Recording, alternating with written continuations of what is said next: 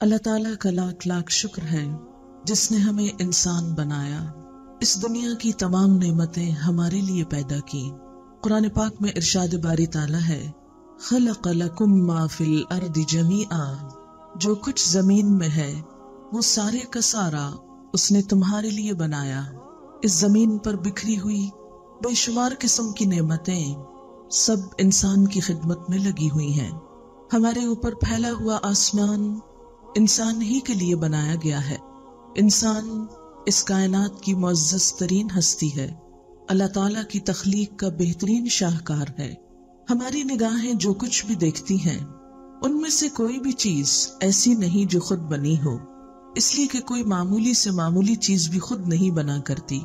آپ کے سامنے رکھے ہوئے یہ پھول، ان کا بہترین اور خوشنما رنگ، یہ خود سے خود نہیں بنا، اسے کسی بنانے والے نے بنایا۔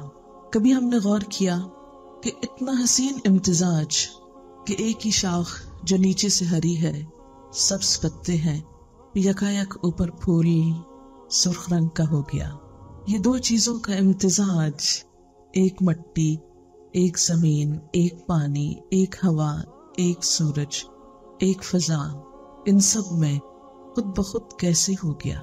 یہ خود نہیں ہو سکتا، اسے کسی بنانے والے نے بنایا اور بہترین بنایا، نہایت خوبصورت بنایا، بہترین شکل کی اس کی ڈیزائننگ فرمائی اور اپنے رنگ، اپنی نزاکت اور اپنی تمام چیزوں میں اس کو پرفیکٹ بنایا۔ اسی طرح کائنات کی دوسری چیزوں کے بارے میں ایک ایک چیز اپنی توجہ ہماری طرف کھینچتی ہے اور بنانے والے کی یاد ہمارے دل میں پیدا کرتی ہے۔ یہ سب نعمتیں اس نے کیوں بنائیں؟ یہ کس کے لیے ہے؟ اس سے اس کی اپنی ذات کو کچھ بھی فائدہ نہیں، یہ ہمارے لیے ہے۔ اس نے اپنے بندوں کا دل خوش کرنے کے لیے زمین کے اندر سے، مٹی سے طرح طرح کی نعمتیں نکال کر بندوں کے لیے پیش کی۔ ہماری بھوک کو مٹانے کے لیے نہ صرف یہ کہ غذا پیدا کی، بلکہ اس غذا کے اندر رنگ، ذائقہ، خوشبو اور ہمارے دل، نفس اور ہماری روح کی سیٹسفیکشن رکھی۔ وہ چاہتا تو ہمارے لیے بھی ایک ہی قسم کی غذا پیدا کر دیتا، جیسا کہ ہم دیکھتے ہیں کہ مختلف جانوروں کی غذا کیا ہوتی ہے۔ گھوڑا کیا کھاتا ہے؟ گھاس کھاتا ہے، دانا کھاتا ہے، لمیٹڈ محدود سی غذا، لیکن کتنا کام کرتا ہے، کتنی طاقت رکھتا ہے۔ انسان کے لیے اللہ نے اس کو کیسے مسخر کر دیا ہے کہ انسان جیسے چاہے اس پر سواری کرے اور دور دراز پر مشقت راستوں پر اس پر سوار ہو کر جائے، جہاں انسان کسی اور دوسرے طریقے سے نہ پہنچ پائے۔ حتیٰ کہ آج کے ترقی یافتہ دور میں بھی انسان خود سے خود جہازوں کے ذریعے بھی ایسی پہاڑی برفانی چوٹیوں تک نہیں پہنچ سکتا جہاں اس طرح کے جانور انسان کی خدمت کے لیے انسان کی مشقت کو آسان کرتے ہیں۔ بھینس کیا کھاتی ہے؟ ایک ہی قسم کی غذا، اس کا کیا ذائقہ ہوتا ہے؟ اگر ہم اس کو چکھ کر دیکھیں تو شاید کڑوا کسیلا، لیکن اسے کھا کر وہ ہمارے لیے کتنا بہترین دودھ پیدا کرتی ہے، جو ایک مکمل غذا ہے، جس میں لذت بھی ہے، غذائیت بھی ہے اور خوشگوار طریقے سے حلق سے اترنا بھی ہے، جسے پی کر انسان سکون بھی پاتا ہے۔ ریشم کا کیڑا کیا کھاتا ہے؟ درخت کے پتے۔ وہ پتے کھا کر وہ کیا باہر نکالتا ہے؟ ریشم کا تار، اتنی بہترین چیز۔ شہد کی مکھی کیا کھاتی ہے؟ خود کیا لیتی ہے، لیکن ہمارے لیے کیا کچھ بناتی ہے؟ وہ شہد جس میں انسان کے لیے شفا ہے۔ غرض کہ ہم جس بھی چیز کو دیکھیں، معمولی سی قیمت پر ہماری اس دنیا کی بے شمار نعمتوں میں سے معمولی سی نعمت لے کر ہمارے لیے کتنے بڑے بڑے کام کر رہے ہیں۔ طرح طرح کے پرندے، خوبصورت بولیوں والے، دل لبھانے والے، یہ بادل، ہوائیں، بارش، یہ زمین پر بکھرا ہوا سبزہ، یہ ان گنت اقسام کے پودے، ان گنت اقسام کی غذائیں، یہ سب کس کے لیے؟ یہ سب ہمارے لیے، انسان کے لیے۔ لیکن کبھی انسان نے یہ بھی سوچا کہ وہ خود کس کے لیے، جس کی خدمت میں یہ ساری کائنات ہے، सख्खर लकुम मा फिस समावाति व मा फिल अर्द, उसने तुम्हारे लिए मुसख्खर कर दिया वो सब कुछ जो आसमानों में है और जो जमीन में है। एक एक चीज हमारी खिदमत में लगी हुई है। बहुत सी चीजें तो यूं हमको फायदा पहुंचाती नजर आती हैं, लेकिन बहुत सी ऐसी चीजें हैं कि जिनके वजूद से हमको घिन आती है, लेकिन वो भी दरअसल हमारी ही खिदमत कर रही है। कभी हमने गौर किया कि गिद्ध का क्या काम है? गिद्ध एक परिंदा है, क्या खाता है? मुर्दार, मरे हुए जानवर। बगैर किसी हमारी दी हुई उजरत के हमारी जमीन की सफाई करता रहता है। अगर वो मुर्दार न खाता और ये मुर्दार हमारी जमीन पर पड़े सड़ते रहते तो जमीन का क्या हाल होता? पोल्यूशन में किस कदर इजाफा हो जाता। ये दरख्त क्या जज्ब करते हैं? धुआं, ऑक्सीजन देकर क्या लेते हैं? कार्बन डाइऑक्साइड अपने अंदर जज्ब करके क्या बाहर निकालते हैं? ये सब किसके हुक्म से करते हैं? किसके लिए करते हैं? हमारे लिए करते हैं। और ये सब नेमतें किसने दी हैं? उसने दी हैं, इसलिए कि खुद से खुद ये सब कुछ नहीं हो सकता। अगर किसी इंसान को ऐसा एक नकली फूल भी बनाना हो तो खुद नहीं बनता, और अगर बन भी जाए तो उसमें खुशबू और नजाकत नहीं होती। फिर इस जमीन को किसने बताया कि इसने एक इतनी खूबसूरत चीज उगाना है? ये खुद से खुद नहीं हुआ, ये किसी के कहने पर हुआ। अल्लाह ताला ने ये जमीन बिछा दी, जैसे कुरान पाक में आता है कि हमने तुम्हारे लिए जमीन बिछा दी। यूं लगता है जैसे एक वसी दस्तरखान है फैला हुआ, जिसमें रंगारंग नेमतें बिछाई हुई हैं, इंसान के इस्तेमाल के लिए निकल रही हैं, लेकिन हम कम ही गौर करते हैं। अल्लाह ताला इस पर कुरान पाक में शिकवा भी करते हैं, कम मिन आयतिन फिस समावाति वल अर्दि यमुर्रून अलैहा वहुम अन्हा मुरिदून। कितनी ही निशानियां हैं आसमानों और जमीन में जिन पर से लोग गुजरते रहते हैं, जो दिन रात इनके मुशाहदे में आती हैं, लेकिन वो इनसे मुंह मोड़े हुए हैं, इनकी तरफ तवज्जो ही नहीं करते। और अगर तवज्जो करें भी तो उन चीजों की तरफ जहां इंसान की कोई जरूरत पूरी होती हो, जहां से उसको कुछ फायदा होता हो। लेकिन फिर आप देखिए कि फायदा उठाने के बाद भी हम उसका शुक्र कम ही अदा करते हैं जिसने हमको ये फायदा पहुंचाया। प्यास कितनी अजियतनाक चीज है, लेकिन कितनी मर्तबा ऐसा होता है कि पानी पीकर हम उसको भी याद कर लें, उसका भी शुक्रिया अदा कर दें कि जिसने ये बनाया, हमारी जरूरत पूरी करने के लिए, हमारी जिंदगी की बुनियाद उसने हमें ढेरों ढेर अता की। कुरान पाक में अल्लाह ताला फरमाते हैं, अफरअयतुम इन अस्बह माउकुम गौरन फमन यातीकुम बिमाइन माइन। क्या तुमने कभी गौर किया कि अगर वो तुम्हारा पानी गहराई में ले जाए, बहते चश्मे अगर सूख जाएं, फमन यातीकुम बिमाइन माइन, तो कौन तुम्हें बहता पानी लेकर देगा? कौन तुम्हारे लिए बहते चश्मे लेकर आएगा? कोई भी नहीं। लेकिन ये नेमतें जब हमको फरावानी से मिलती हैं तो आखिर क्या वजह है कि हम देने वाले को भूले रहते हैं? उसने तो हमारे लिए सब कुछ बना दिया, लेकिन हम उसका हक कितना अदा करते हैं? हम उसकी तरफ कितनी तवज्जो करते हैं? हम उसको अपने दिल में जगह क्यों नहीं देते? हम उसे अपनी सोचों का मरकज क्यों नहीं बनाते? ये कायनात देखकर वो हमको याद क्यों नहीं आता? हम उसके आगे झुक क्यों नहीं जाते? वो जिसकी तस्बीह में जमीन और आसमान की हर चीज लगी हुई है, हम उसकी तस्बीह क्यों नहीं करते? व इम्मिन शैइन इल्ला युसब्बिहु बिहम्दिही वलाकिन ला तफ़क़हून तस्बीहहुम। जमीन और आसमान की कोई चीज ऐसी नहीं कि जो उसकी हम्द के साथ उसकी तस्बीह न करती हो, लेकिन तुम उनकी तस्बीह समझते नहीं। इस कायनात का जर्रा जर्रा अल्लाह की तस्बीह बयान करता है, लेकिन कितने अफसोस की बात है कि हम इंसान जिन्हें अल्लाह ने बेहतरीन कलाम की तौफीक बख्शी, वो तस्बीह नहीं करते, वो उसको याद नहीं करते, वो उसका जिक्र नहीं करते।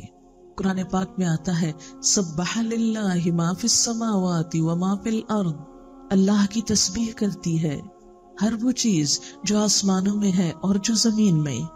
एक एक पत्ता, اس کی تسبیح کرتا ہے، ایک ایک ذرہ اس کی حمد و ثنا بیان کرتا ہے، لیکن ہم بسا اوقات دنوں تک اس کو یاد نہیں کرتے، اس کا ذکر نہیں کرتے۔ ہر چیز اس کے آگے جھکی ہوئی ہے۔ قرآن پاک میں آتا ہے وَلِلَّهِ يَسْجُدُ مَن فِي السَّمَاوَاتِ وَالْأَرْضِ، اللہ کے آگے سجدہ کر رہی ہے ہر وہ چیز جو آسمانوں میں ہے اور وہ جو زمین میں ہے، ہر چیز اس کے آگے سجدہ ریز ہے۔ ایک اور جگہ پر آتا ہے پہاڑ بھی، جانور بھی اور دیگر تمام چیزیں اور بہت سے لوگ بھی، لیکن کچھ لوگوں پر تو گمراہی چسپاں ہو کر رہ گئی، وہ تو بھٹک رہے ہیں، وہ بھولے ہوئے ہیں۔ اگر ہر چیز اس کے آگے سجدہ ریز ہے، اس کی اطاعت کرتی ہے، تو آخر ہم اس کی اطاعت کیوں نہیں کرتے؟ اس کی طرف توجہ کیوں نہیں کرتے؟ اس کی جناب میں اپنی پیشانی زمین پر رکھنا ہم کو کیوں مشکل لگتا ہے، جبکہ اس کے انعامات ہمارے ہی لیے سب سے بڑھ کر ہیں۔ جتنی بھی بے شمار مخلوقات ہیں، ان کے پاس بولنے کی قوت اس طرح نہیں جیسے ہم کو ملی۔ سورۃ الرحمن میں اللہ تعالیٰ فرماتے ہیں الرحمن علم القرآن خلق الانسان علمہ البیان، رحمان جس نے قرآن کی تعلیم دی، جس نے انسان کو تخلیق کیا اور انسان کو بولنا سکھایا، علمہ البیان۔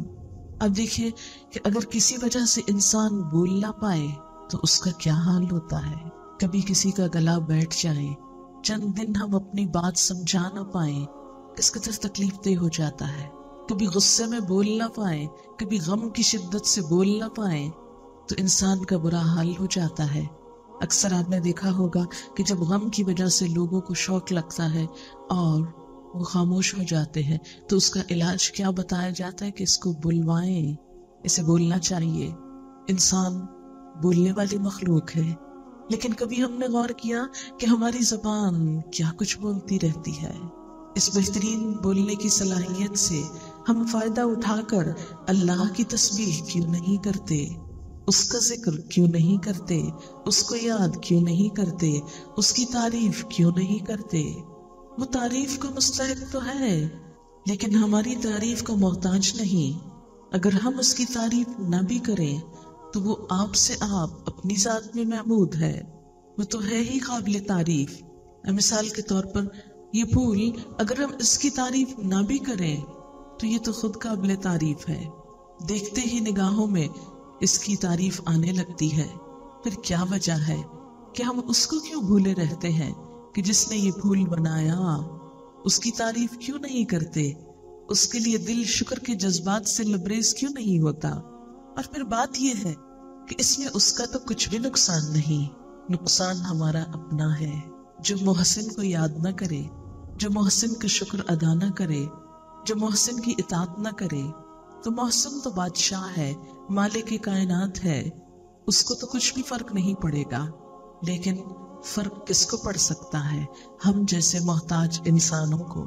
اس لیے بھلائی اسی میں ہے کہ ہم اپنے رب کی طرف رجوع کریں اور اس کو پہچانیں، اور اس کی پہچان اور پھر اس کی ذات اور اس کی صفات میں کسی دوسرے کو شریک نہ کریں۔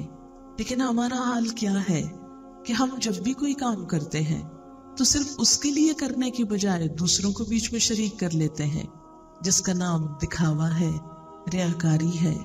آپ صلی اللہ علیہ وسلم نے فرمایا تھا کہ من صلی یرائی فقد اشرکا، جس نے دکھاوے کی نماز پڑھی اس نے شرک کیا۔ من تصدق یرائی فقد اشرکا، جس نے دکھاوے کا صدقہ خیرات کی اس نے شرک کیا۔ دکھاوا خفیہ شرک ہے۔ آپ صلی اللہ علیہ وسلم نے فرمایا تھا ان اخوف ما اخاف علیکم الشرک الاصغر، میں سب سے زیادہ تمہارے بارے میں جس چیز سے ڈرتا ہوں وہ شرک اصغر ہے۔ قلنا وما الشرک الاصغر یا رسول اللہ، ہم نے پوچھا اے اللہ کے رسول صلی اللہ علیہ وسلم شرک اصغر کیا ہوتا ہے؟ تو اس موقع پر آپ نے فرمایا کہ جو دکھاوے کی نماز پڑھے، جو دکھاوے کا روزہ رکھے، جو دکھاوے کا حج کرے، وہ شرک کرتا ہے۔ ایک اور حدیث میں آتا ہے کہ معمولی سی ریاکاری بھی شرک میں داخل ہو جاتی ہے۔ جب سب کچھ اللہ نے ہمارے لیے بنایا تو ہمارا بھی فرض کیا بنتا ہے کہ التحیات للہ والصلوات والطیبات، ہم ہر نماز میں یہ الفاظ بولتے ہیں کہ تمام تر اچھے جذبات اور تمام تر پاکیزہ کلمات اور تمام تر تعریفیں سب کی سب اللہ ہی کو زیبا ہے. الحمدللہ، سب تعریف اسی کے لیے ہے. جب دیا اس نے ہم کو تو ہمارا بھی فرض یہ بنتا ہے کہ ہم بھی سب کچھ اسی کے لیے کریں، اس کو سب سے بڑا مانیں، سب سے بڑھ کر اسی سے محبت کریں. قرآن پاک میں اہل ایمان کی صفت بتائی گئی، والذین آمنوا اشد حبا للہ، وہ لوگ جو ایمان لائے اللہ کی محبت میں سب سے زیادہ شدید ہوتے ہیں، ہر چیز سے بڑھ کر اس کو چاہتے ہیں. اللہ سے جیسی محبت کرنی چاہیے ایسی محبت اگر کسی اور سے کی جائے تو یہ بھی شرک کی ایک قسم بنتی ہے، کیونکہ قرآن پاک میں اللہ تعالیٰ اس بات کا شکوہ کرتے ہیں کہ لوگوں میں سے کچھ ایسے بھی ہیں جو اللہ کے سوا دوسری ہستیوں سے ایسی محبت کرتے ہیں جیسے اللہ سے کی جاتی ہے. پھر آپ دیکھیے کہ اللہ کی اطاعت کے مقابلے میں کسی اور کی اطاعت، اللہ کی بات کے مقابلے میں کسی اور کی بات کو بڑا سمجھنا، یہ بھی تو اللہ کو ناراض کرنے کا سبب بنتا ہے. لیکن عام روزمرہ زندگی میں کتنے ہی مواقع ایسے آتے ہیں کہ جہاں اللہ کی اطاعت ہم سے کیا تقاضا کرتی ہے کہ ہم ایک کام کریں اور بندے ہم سے بالکل اس سے برعکس کام چاہتے ہیں. عموماً ہم کیا کرتے ہیں؟ جو بندے چاہتے ہیں وہ کر جاتے ہیں اور جو اللہ چاہتا ہے اس کو چھوڑ دیتے ہیں. کبھی ہم اپنے نفس کی خواہشات کو سامنے لے آتے ہیں اور اللہ کی بات کو پیچھے کر دیتے ہیں. مثلاً ایک نمازی کی بات لے لیجئے، صبح کے وقت آذان ہوتی ہے. ہم میں سے ہر ایک اپنے آپ سے پوچھے کہ ہم میں سے کتنے لوگ وہ آذان سنتے ہیں. زندگی میں کتنے دن ہم نے فجر کی آذان سنی؟ کئی سالہ زندگی میں چند گنے چنے دن ہوگے کہ 5 آذانیں ہم نے سنی ہوگی. عموماً 4 ہی سنتے ہیں. اس وقت تو ہم گہری نیند میں ہوتے ہیں جب فجر کی آذان ہوتی ہے، اور اگر آنکھ کھل بھی جائے تو الارم پہ ہاتھ رکھ کے بند کر دیتے ہیں. اللہ تعالیٰ بلاتے ہیں، حی علی الصلاۃ، حی علی الفلاح، الصلاۃ خیر من النوم، الصلاۃ خیر من النوم. آؤ نماز کی طرف، آؤ کامیابی کی طرف. نماز نیند سے زیادہ اچھی ہے، نماز نیند سے بہتر ہے. لیکن ہم سب اس وقت کس کو پریفر کرتے ہیں؟ ہمارے نزدیک اس وقت نیند نماز سے اچھی ہے، کیونکہ ہمارے دل کی خواہش، ہماری مرضی اور ہماری تمنا کیا ہوتی ہے کہ ہم اور سو لیں. شیطان اور تھپک تھپک کے ہم کو سلا دیتا ہے اور اٹھنے نہیں دیتا. کتنی ہی بے شمار فجر کی نمازیں صرف ہم نے اپنے دل کی خوشی، اپنی ذاتی سکون اور اپنی تمنا کے لیے قربان کر دی. اللہ تعالیٰ کی طرف سے روز آواز آتی رہی، پکارنے والا پکارتا رہا اور ہم گہری نیند سوتے رہے.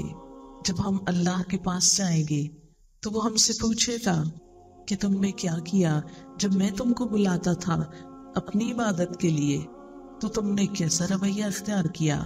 پھر ہمارے پاس کیا جواب ہوگا؟ کیا اللہ کی بات کے مقابلے میں ہم اپنے نفس کی بات نہیں مانتے ہیں؟ پھر اسی طرح دن میں جب ہمارے کام کاج ہوتے ہیں اور دوسری طرف نماز کا وقت ہوتا ہے، عصر کا وقت ہے، مہمان ہے، دوست ہے، عزیز ہے، رشتہ دار ہیں، اور دوسری طرف نماز کا وقت ہے، ہم کس کو ترجیح دیتے ہیں؟ ہماری پرائرٹی کیا ہوتی ہے؟ کتنے ہی مواقع زندگی میں ایسے آتے ہیں کہ جہاں ایک طرف اللہ کا حکم ہوتا ہے اور دوسری طرف لوگوں کی مرضی ہوتی ہے. ہم اگر روزمرہ زندگی پر غور کریں تو ہم عام طور پر کیا کرتے ہیں؟ ہم پہنتے لوگوں کی مرضی کا ہے، کبھی نہیں دیکھتے کہ اس کے بارے میں اللہ کی مرضی کیا ہے. ہمارے میل ملاقات کے طریقے زمانے اور وقت کی مرضی کے مطابق ہوتے ہیں. ہم یہ نہیں دیکھتے کہ انسانوں کے ساتھ تعلقات میں اللہ کی مرضی کیا ہے، وہ ہم سے کیا چاہتا ہے. ہمارے شادی بیاہ کے رسم و رواج کس کی مرضی کے مطابق ہوتے ہیں. کچھ چیزیں ہم نے ہندوؤں سے لے لی اور کچھ انگریزی تہذیب سے لے لی. ہم نے اسلام سے کیا کچھ لیا. اسی لیے تو اقبال نے کہا تھا کہ وضع میں تم نصارا، تمدن میں ہنود، تم وہ مسلمان کہ جنہیں دیکھ کے شرمائے یہود. آج مسلمان یہود کے ہاتھوں کیوں پٹ رہے ہیں؟ حالانکہ یہود تو وہ قوم ہے جس کے بارے میں قرآن پاک میں کہہ دیا گیا کہ اللہ نے ان پر ذلت و مسکنت دے ماری. وَضُرِبَتْ عَلَيْهِمُ الذِّلَّةُ وَالْمَسْكَنَةُ وَبَاءُوا بِغَضَبٍ مِّنَ اللَّهِ. لیکن آج کیا وجہ ہے کہ جو قوم اللہ کی مغضوب ہے، جس پر اللہ کی ناراضگی ہے، ہم اس کے ہاتھوں ذلیل و خوار ہوں؟ اللہ کو ماننے والے اس مشکل کا شکار ہو؟ ہاں، اس لیے کہ اللہ کو ماننے والے صرف زبان سے ماننے والے رہ گئے۔ عملی طور پر آج کوئی بھی ابراہیم نہیں رہا کہ جس نے ایک اللہ کی وحدانیت کے لیے، ایک اس کے نام کے لیے سارے بت توڑ ڈالے تھے، اور کسی کا خوف اس کو لاحق نہیں ہوا۔ ابراہیم علیہ السلام نے جب توحید کا پرچم بلند کیا، جب شرک کو نگیٹ کیا، تو انہوں نے اس کا عملی مظاہرہ بھی کیا۔ وہ تمام بت توڑ دیے کہ جو اللہ کے سوا پوجے جاتے تھے۔ پورے کی پورے خاندان اور ان کا معاشرہ اس شرک میں مبتلا تھا، لیکن ان سارے اندھیروں میں ابراہیم علیہ السلام نے ایک نیا راستہ اختیار کیا کہ مجھے شرک کا نہیں، ایک خدا کی اطاعت اور وحدانیت کا راستہ اختیار کرنا ہے۔ لیکن ہم مسلمان ہوتے ہوئے بھی آج کتنے ہی بت ایسے ہیں کہ جن کو ترجیح دیے ہوئے ہیں۔ ہمیں جب کوئی مشکل پیش آتی ہے تو ہم کس کی طرف رجوع کرتے ہیں؟ کبھی ہم نے غور کیا آج ہم مسلمانوں کے اندر ہی ایسے لوگ موجود ہیں کہ جو مشکل کے وقت، تکلیف کے وقت اللہ کے در پہ جانے کی بجائے، اللہ کے آگے سر جھکانے کی بجائے قبروں کا رخ کرتے ہیں، قبر والوں سے مانگتے ہیں، ان کی طرف جھکتے ہیں، انسانوں سے توقعات رکھتے ہیں۔ ہم سب جانتے ہیں کہ ابراہیم علیہ السلام نے کیا کیا تھا۔ ایک دودھ پیتا بچہ اور بیوی ایک صحرا میں چھوڑ کر آ گئے تھے۔ کس کے بھروسے پر؟ وہاں تو کھانا پانی بھی نہیں تھا۔ اللہ کے بھروسے پر توکل کی کیسی مثال قائم کی کہ وہاں کوئی اور نہیں، کوئی انسان نہیں، کوئی رشتہ دار نہیں۔ وہ ایک خاتون حضرت ہاجرہ اور ان کا ایک بچہ حضرت اسماعیل علیہ السلام، جن کے لیے وہاں پانی تک نہیں، لیکن جب انہوں نے مکمل طور پر اپنے آپ کو اللہ کے حوالے کر دیا تو اللہ تعالیٰ نے اس بچے کی ایڑیاں رگڑنے سے چشمہ جاری کر دیا، اور ان کے لیے وہاں اس بیابان میں غذا کا اہتمام کر دیا۔ آج ہمیں تھوڑی سی بھی مشکل ہو تو ہم اللہ سے مایوس ہو جاتے ہیں اور اس سے مانگنے کی بجائے دوسروں کی طرف نظر اٹھاتے ہیں۔ ہمیں جب بھی کوئی دکھ اور تکلیف آتا ہے، ہم میں سے کتنے لوگ ہیں جو سب سے پہلے اللہ کی طرف نظر اٹھائیں کہ میرا رب زندہ ہے، موجود ہے، وہ میری مدد کرے گا۔ نہیں، ہم انسانوں کا سہارا لیتے ہیں کہ اس مشکل میں کون کام آئے گا، اس پریشانی میں کون سہارا بنے گا۔ تو اصل توحید کیا ہے؟ اصل دین کیا ہے؟ کہ انسان سجدہ بھی اس کے آگے کرے اور عبادت اور اطاعت بھی اسی کی کرے۔ اس کے مقابلے میں کوئی بھی اور آئے تو وہ اس کی نظر میں چھوٹا ہو اور اللہ کی ذات بڑی ہو۔ اسی کا نام اطاعت، اسی کا نام توحید، اور اسی کا نام ایک رب کی عبادت کرنا ہے۔ شرک صرف یہ نہیں کہ بتوں کو پوجا جائے، شرک وہ بھی ہے جو ہم چھوٹی چھوٹی چیزوں میں جس کا مظاہرہ کرتے ہیں کہ اللہ پہ بھروسے کی بجائے کسی اور پر بھروسہ کرتے ہیں۔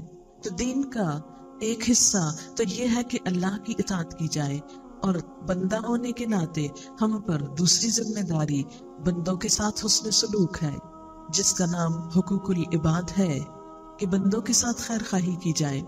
اللہ کے رسول صلی اللہ علیہ وسلم نے اس بات کے بارے میں اس قدر تاکید فرمائی جس کا اندازہ اس بات سے آپ لگا سکتے ہیں کہ آپ کے اقوال کے مطابق اللہ تعالیٰ کے حقوق میں اگر کوئی کمی بیشی ہو جائے تو اللہ تعالیٰ اس کو تو معاف کر دیں گے، لیکن اگر بندوں کے حق میں کوئی کمی ہو جائے تو جب تک بندے معاف نہ کریں اللہ تعالیٰ بھی معاف نہیں کریں گے۔ اور پھر کیا ہوگا کہ اس روز سب انسانوں کو حق دیا جائے گا کہ وہ اپنا بدلہ لے لیں، لیکن بدلہ لینے کے لیے اس روز نہ تو مال و دولت ہوگا کہ انسان اس سے بدلہ دے سکے، اور نہ ہی مارنے سے کوئی بدلہ چکایا جا سکے گا۔ تو پھر کیسے بدلہ ہوگا؟ آپ نے فرمایا کہ بدلہ اس طرح ہوگا کہ اس نیک انسان کی نیکیاں حقداروں میں تقسیم کر دی جائیں گی۔ مثلا اگر ایک شخص نے کسی کو گالی دی ہوگی ناحق، تو قیامت کے دن کیا ہوگا؟ جتنے درجے کی گالی تھی، جتنے وزن کی تھی، اتنے وزن کی نیکیاں اس شخص کے اعمال نامے سے لے کر اس کو دے دی جائیں گی جس کو گالی پڑی تھی۔ کسی کی بیک بائٹنگ کی، عام طور پر لوگ پیٹ پیچھے دوسروں کی برائیاں کرتے چلے جاتے ہیں بے وجہ میں، صرف اپنے دل کا غصہ ٹھنڈا کرنے میں، کبھی ایک سے کرتے ہیں، کبھی دوسرے سے، کبھی تیسرے سے، لیکن ہم کبھی نہیں سوچتے کہ جو برائی ہم کسی کی کر رہے ہیں وہ بظاہر تو برائی کر رہے ہیں، لیکن دراصل اس برائی کے اندر اپنی نیکیاں لپیٹ کے اس کو بھیج رہے ہیں۔ قیامت کے دن کیا ہوگا کہ دنیا میں جس کی برائی کی ہوگی ان سب کے لیے انسان کی نماز اور روزوں کی نیکیوں میں سے نکال کر جن کی برائی ہوگی ان کی طرف وہ نیکیاں منتقل کر دی جائیں گی، اور اس طرح بالآخر وہ انسان جو پہاڑوں برابر نیکی لے کر آئے گا بالکل مفلس خلاش ہو کر بیٹھ جائے گا۔ اور ابھی بھی لوگ کھڑے ہوں گے جو اپنا حق مانتے ہوں گے، لیکن اس کے پاس اب دینے کو کچھ نہیں، اب ان کی برائیاں لے کر اس کے پلے میں ڈال دی جائیں گی اور ان کی سزا بھی یہ بھگتے گا۔ یہ ہے انسانوں کو ستانے کا صلہ، لیکن ہم اس کے بارے میں بہت کم سوچتے ہیں۔ دھوکہ، فریب، جھوٹ، بدعہدی، وعدہ خلافی، یہ چیزیں اتنی عام ہو گئی ہیں کہ عموماً ہم کو احساس بھی نہیں ہوتا کہ ہم کسی دوسرے کو ستانے کا سبب بن رہے ہیں۔ تو بندوں کے حقوق میں اللہ تعالیٰ نے تمام انسانوں کا حق رکھا ہے۔ اس کی ابتدا خود اپنی ذات سے ہوتی ہے۔ وہ کس طرح کہ انسان کی اپنی ذات کے لیے، مثلا انسان کے لیے حق ہے کہ وہ اپنی جان کو بچائے، اپنی جان کو ہلاکت میں نہ ڈالے، کوئی ایسا کام نہ کرے کہ جس سے اس کی جان ضائع ہونے کا خطرہ ہو۔ اسی طرح انسان کا حق ہے کہ اس کے مال کو تحفظ ملے، کوئی ایسا کام نہ کرے کہ جس سے اس کے مال کا نقصان ہو۔ انسان کو اللہ نے حق دیا، شریعت نے حق دیا کہ اس کی عزت کا تحفظ ہو، کوئی ایسا کام نہ کرے کہ جس سے انسان دوسروں کی نگاہ میں ذلیل ہو، کوئی ایسا کام نہ کرے جس سے انسان کی عقل کا نقصان ہو، کوئی ایسا کام نہ کرے جس سے انسان کے دین کا نقصان ہو۔ دین اسلام انسان کو اس کے انڈیویجول، انفرادی اور اس کے اپنے حقوق دینے کو آیا ہے۔ پھر اس کے بعد اپنی ذات کے بعد سب سے پہلا حق جس کو بتایا گیا وہ انسان کے والدین ہیں، پھر اس کے بعد رشتہ دار ہیں، پھر اس کے بعد انسان کے ہمسائے ہیں، پھر غریب اور یتیم ہیں، پھر ایک شہر میں رہنے والے لوگ، ایک معاشرے میں رہنے والے لوگ، ایک ملک میں رہنے والے لوگ، اور پوری دنیا کے لوگ، خواہ وہ مسلمان ہوں یا غیر مسلم ہوں۔ اور اس کے بعد نہ صرف یہ کہ انسان بلکہ اس کے علاوہ بھی جو دیگر مخلوق ہے ان کے بھی حقوق بتائے گئے۔ اسلام تو جانوروں تک کے حقوق بتاتا ہے کہ کسی جانور کو ستایا نہ جائے، اسے پریشان نہ کیا جائے۔ ایک عورت جو بہت نمازی تھی، اس نے ایک بلی کو اندر باندھ کر بھوکے مار دیا۔ نبی صلی اللہ علیہ وسلم کے پاس اس کا واقعہ بتایا گیا تو آپ نے فرمایا اس بلی کو بھوکا مارنے کی وجہ سے اس عورت کا ٹھکانہ جہنم میں ہے، اگرچہ وہ نماز پڑھتی تھی۔ یعنی اگر انسان ناحق ناروا کسی جانور کو بھی ستاتا ہے تو اس کے بدلے میں بھی وہ اپنی جان کو ہلاکت میں ڈالتا ہے۔ اسی طرح پانی کا بھی حق ہے۔ ایک شخص نے پوچھا وضو کے بارے میں کہ اگر کوئی شخص کسی دریا پر ہو تو اس کو وضو میں کتنا پانی استعمال کرنا چاہیے؟ فرمایا اتنا ہی جو وضو کے لیے کافی ہو، یعنی بلا وجہ پانی بھی ضائع نہ کرو۔ اسلام تو پوری نیچر اور پوری فضا کو محفوظ کرنے کا پروگرام بتاتا ہے۔ اب دیکھیے کہ جو دو ہولی سٹیز ہیں اسلام کی، مکہ اور مدینہ، ان کو حرم قرار دیا گیا۔ اور آپ کو معلوم ہے حرم قرار دینے کا مطلب کیا ہے؟ کہ کسی انسان کے ساتھ کوئی زیادتی وہاں نہیں کی جا سکتی۔ اگر جان کا دشمن بھی سامنے موجود ہے تو اس کو مارا نہیں جا سکتا۔ باپ کا قاتل بھی سامنے آ جائے تو وہاں بدلہ نہیں لیا جا سکتا۔ اسی طرح کسی کو گالی دینا، کسی کے ساتھ زیادتی کرنا، کسی کا مال چرانا، یہ سب کچھ وہاں حرام ہے۔ کوئی کسی کو اذیت نہ دے، کوئی کسی کو تکلیف نہ دے۔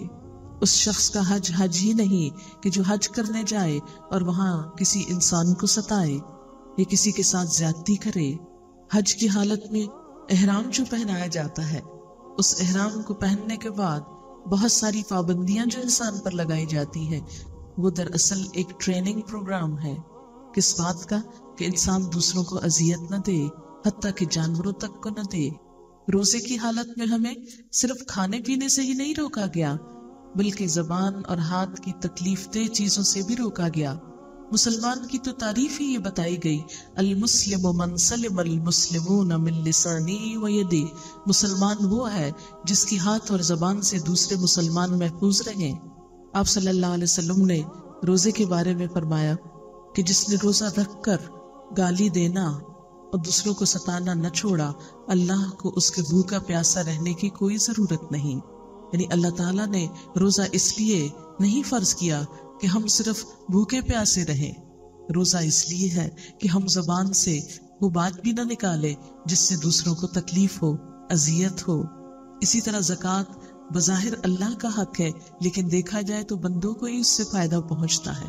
اللہ کا حق ادا کرتے ہوئے بندوں کا فائدہ سوچا گیا، بندوں کو دلوایا گیا۔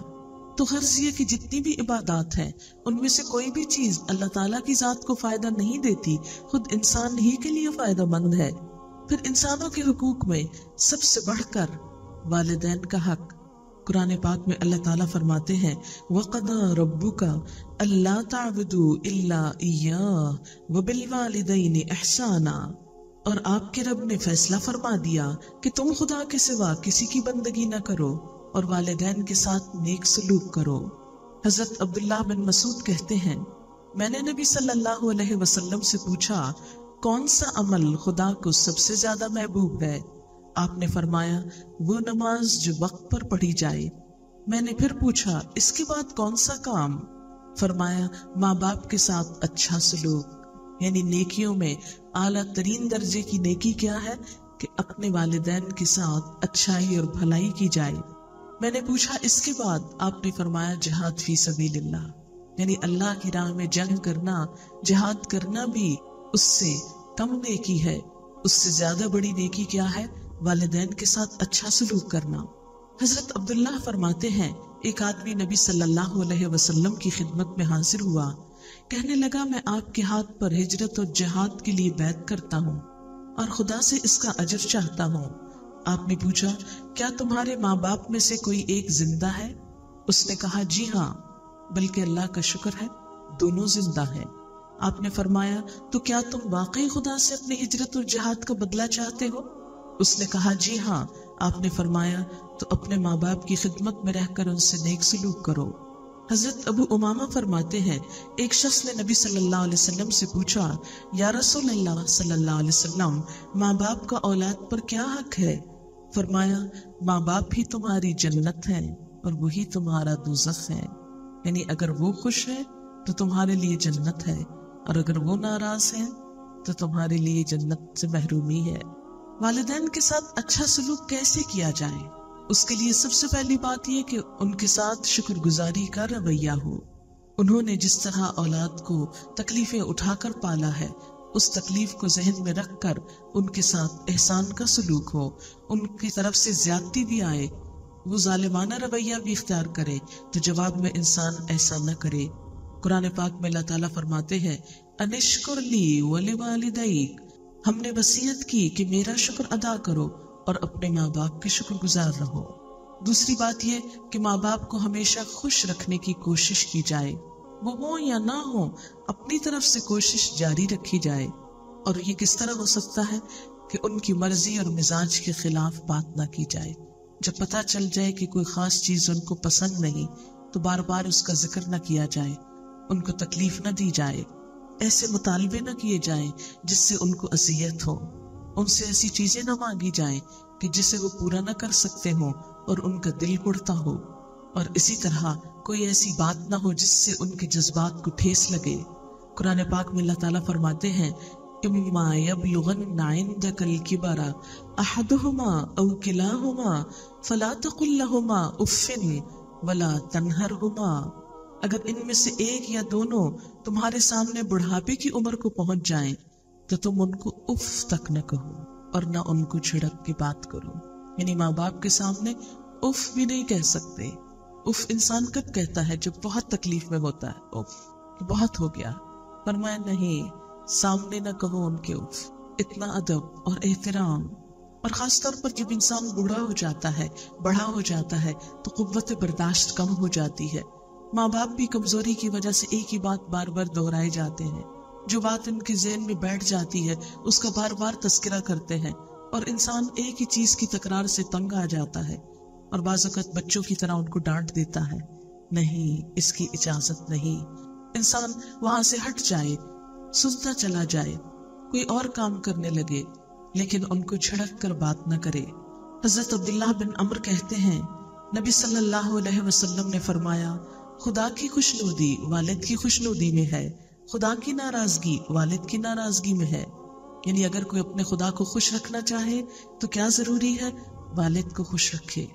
حضرت عبداللہ کا بیان ہے کہ ایک آدمی اپنے ماں باپ کو روتا ہوا چھوڑ کر آپ کی خدمت میں حاضر ہوا تو آپ نے فرمایا جاؤ اپنے ماں باپ کے پاس، ان کو اسی طرح خوش کر کے آؤ جس طرح تم ان کو رلا کر آئے تھے۔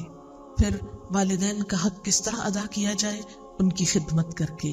خدمت کے لیے آپ صلی اللہ علیہ وسلم نے ایک مرتبہ خطبے کے لیے جب مسجد میں تشریف لے گئے، ایک سیڑھی پر قدم رکھا تو فرمایا آمین، دوسری پہ قدم رکھا تو فرمایا آمین، تیسری پہ قدم رکھا تو فرمایا آمین۔ لوگوں نے پوچھا یا رسول اللہ صلی اللہ علیہ وسلم آپ نے کس کی دعا پر آمین کہا ہے؟ فرمایا جب پہلی سیڑھی پر قدم رکھا تو جبریل میرے پاس آئے، دوسری پر بھی اور تیسری پر بھی، اور تیسری سیڑھی پر قدم رکھتے ہوئے جبریل نے یہ دعا کی کہ جو شخص والدین کو دونوں یا ان میں سے ایک کو بڑھاپے کی حالت میں پائے اور پھر ان کی خدمت کر کے جنت نہ کمائے، اس پر ساری مخلوق کی لعنت، یعنی وہ اللہ کی رحمت سے محروم ہو۔ تو اس پر میں نے آمین کہا۔ آپ سوچئے کہ جس دعا کے مانگنے والے جبریل ہوں اور اس پر آمین کہنے والے محمد رسول اللہ ہوں صلی اللہ علیہ وسلم، پھر اس کی قبولیت میں کیا شک رہ جاتا ہے۔ لیکن بہت دفعہ دل دوز مناظر دیکھنے میں آتے ہیں کہ والدین خدمت تو کیا اولاد کی شکل دیکھنے کو ترستے ہیں، اور بچوں کے پاس وقت نہیں کہ وہ اپنے دنیا کے کام کاروبار چھوڑ کر کسی وقت ماں باپ کو صرف اپنی شکل دکھانے کے لیے ہی حاضر ہو جائیں۔ پھر اسی طرح ادب اور احترام سے بات کرنی چاہیے۔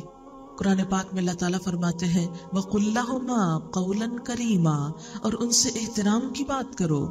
ایک مرتبہ حضرت عبداللہ بن عمر نے حضرت ابن عباس سے پوچھا کیا آپ یہ چاہتے ہیں کہ جہنم سے دور رہیں اور جنت میں داخل ہوں؟ انہوں نے جواب دیا کیوں نہیں، خدا کی قسم یہی چاہتا ہوں۔ حضرت ابن عمر نے پوچھا آپ کے والدین زندہ ہیں؟ ابن عباس نے کہا جی میری والدہ زندہ ہیں۔ تو ابن عمر نے فرمایا تم ان کے ساتھ نرمی سے گفتگو کرو، ان کے کھانے پینے کا خیال رکھو تو ضرور جنت میں جاؤ گے، بشرطے کہ کبیرہ گناہوں سے بچو۔ تو حسن سلوک کا مطلب کیا ہے کہ جب بات کرو تو نرمی سے کرو، اور جب ان کو کوئی ضرورت پیش آئے تو اس کو پورا کر دو، یعنی ان کے کھانے پینے یا ضروریات زندگی کا خیال رکھے۔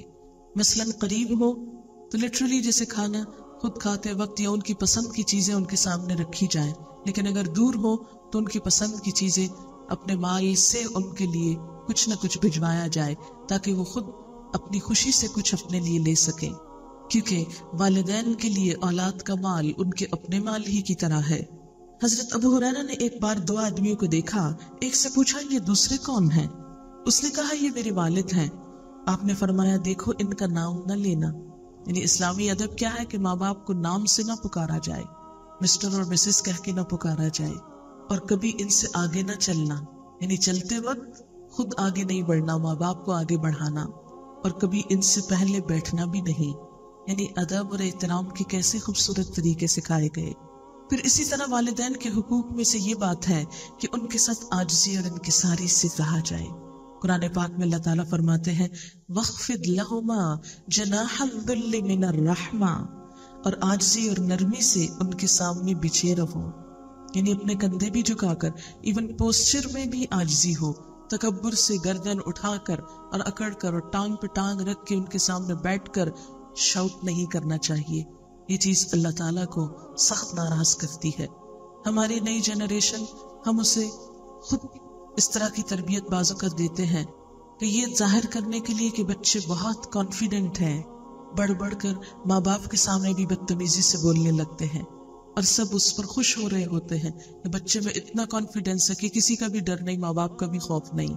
حالانکہ قرآن پاک کی ایک سورت کیا کہتی ہے وَيْلٌ لِّكُلِّ ہُمَزَةٍ لُمَزَةٍ، ہلاکت ہے ہر تانا دینے والے کے لیے اور عیب لگانے والے کے لیے، یعنی جو بڑھ بڑھ کے بولتا ہے اور بڑوں کو بے عزت کرتا ہے۔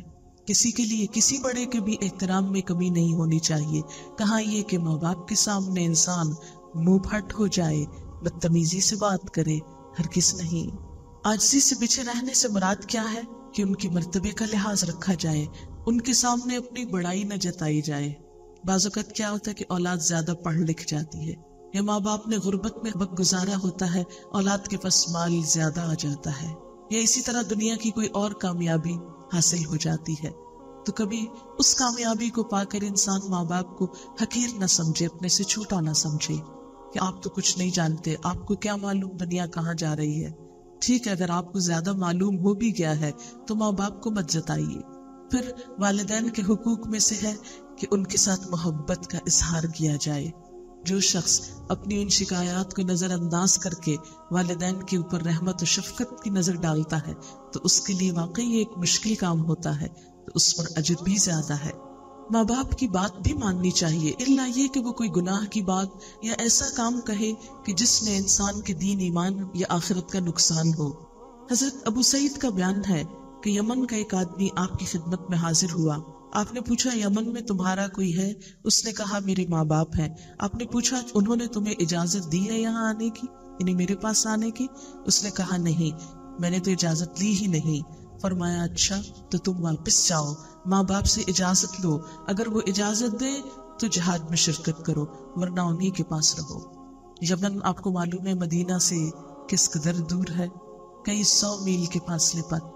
ایک شخص اس دور میں معلوم نہیں اونٹوں گھوڑوں کا کیسے کیسے مشکل بھرا سفر کر کے آیا، اور آپ نے اس کو واپس لوٹا دیا کہ اجازت لے کر آؤ، ماں باپ کی اجازت کے بغیر میرے پاس بھی نہ آؤ۔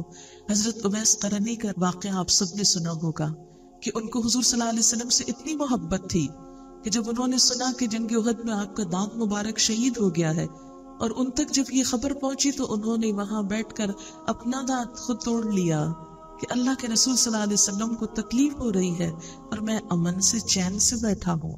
بے پناہ محبت کرتے تھے اور آپ کو دیکھنے کے لیے تڑپتے تھے، لیکن ان کی والدہ بوڑھی تھی جن کو چھوڑ کر آ نہیں سکتے تھے۔ انہوں نے آپ سے اجازت بھی مانگی کہ کیا میں آپ کی ملاقات کے لیے حاضر ہوں، تو آپ نے فرمایا نہیں، تم اپنی والدہ کی خدمت میں ہی رہو۔